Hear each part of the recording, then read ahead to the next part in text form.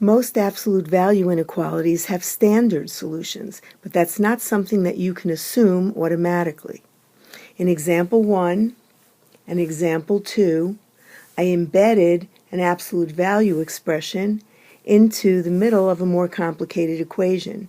In example 1, you have no way of knowing what absolute x minus 2 is going to be compared to until you subtract the 5 and divide by the 3 and learn that you're in a bigger than or equal to 2 absolute value situation, in which case you want your solution to be at the ends of the number line, either below -2 or above 2, giving us the final answer of less than or equal to 0 or bigger than or equal to 4, an answer that is at one end of the number line or the other.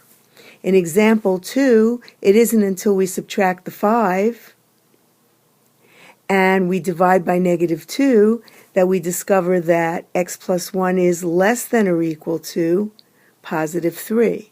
A less than or equal to absolute value is found in the middle of the number line.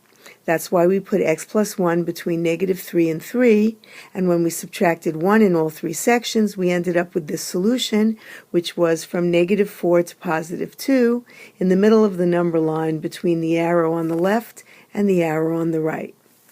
Greater than absolute values are disjoint at the ends of the number line, and less than absolute values are in the middle of the number line, and they're continuous and bounded. -4 is the lower bound, and +2 is the upper bound. Until you isolate the absolute value problem, you're not really quite sure exactly what you're solving. Example number 2 had a little bit of a twist in it when the greater than changed to less than when we divided by a negative. Never assume, isolate your absolute value, follow the rules of algebra, and then you'll know what you have. The other disturbing feature about this absolute value problem, example number 2, was the -1 that I circled over here. Absolute value bars and negative answers can cause major issues, except in example 2, the -1 became +3 when we algebraically worked the problem. In order to be prepared, however, for the surprises that can sometimes catch you unawares, let's look at how absolute value equations handle three types of answers. Positive answers, of course, are the norm or the standard answer. Equations with positive answers over here end up with two solutions. You can put -2 inside the bars and get +2 as the answer. +2 also makes a +2 answer.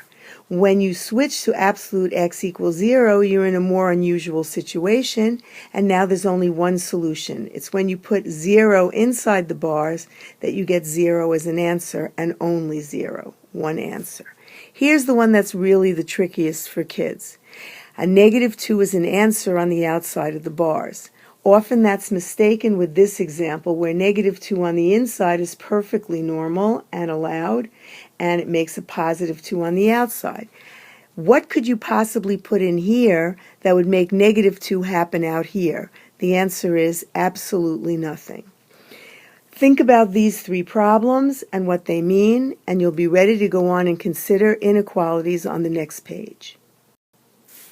This chart looks pretty awful, I'll admit it, but I had to give you an opportunity to see every type of absolute value inequality that can't be solved algebraically.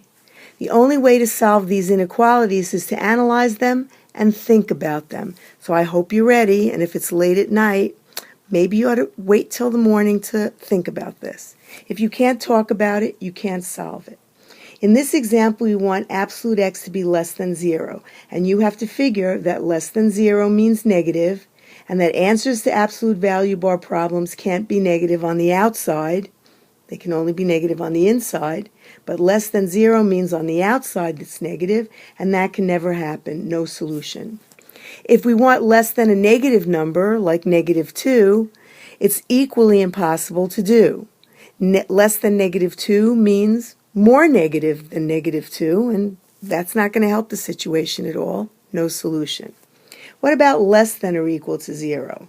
Less than or equal to 0 has an or in it, which means I'll take anything that's makes it less than 0, or anything that makes it equal to 0. Well, as we said before, less than 0 won't work. There's no solution to this half. However, equal to 0 is a definite yes. We already know that if x equals 0 on the inside, then the answer will be 0 on the outside. It's very unusual for an inequality to have only one answer, but this inequality does. What about less than or equal to -2? Here we're in a no-no situation. Less than -2, cannot do it. Equal to -2, can't do that either. No solution. How about bigger than 0? Very unusual to think about, so concentrate. Bigger than 0 means positive, and answers to absolute value problems are almost always positive, except when they're not. And there's only one exception, 0. 0 on the inside makes 0 on the outside, and 0 isn't bigger than 0. So our only exception, I should say, is x can't be 0. Our solution set is all real numbers, but not 0. How about bigger than -2?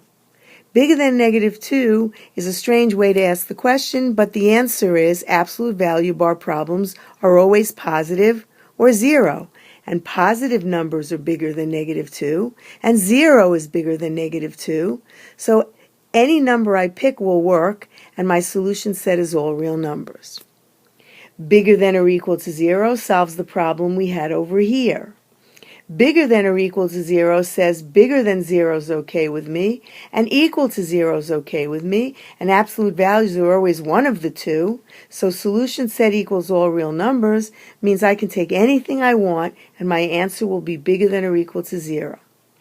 Bigger than or equal to -2 is a strange way to write the inequality, but again, if you're willing to think about it, and the more you think about it, the better you get at thinking.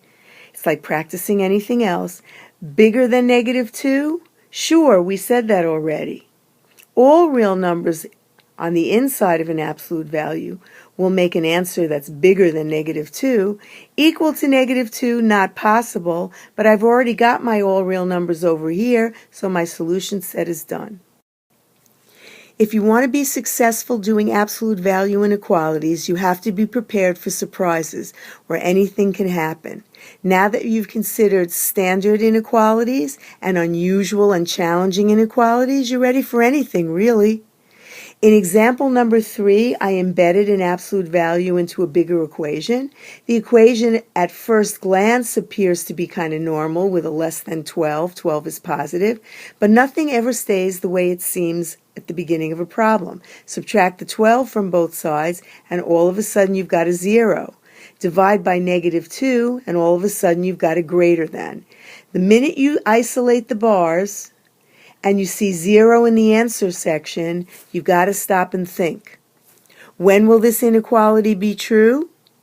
It will be true for all numbers except a number that makes 4x plus 3 equal 0.